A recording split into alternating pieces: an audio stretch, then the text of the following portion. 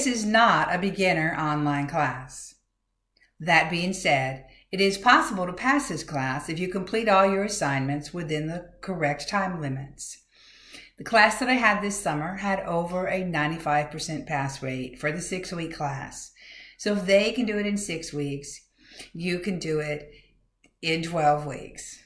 12, no, you have 16 weeks. Yes, okay. Now, to get going, you have a group of assignments that has to be due by this coming Sunday night. If those assignments are not completed by Sunday night, then you will be dropped from the class for non-attendance.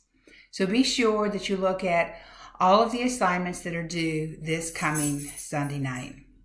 My name is Ms. Hirsch, and I'm here to assist you in passing and completing this online version of SPC 2608.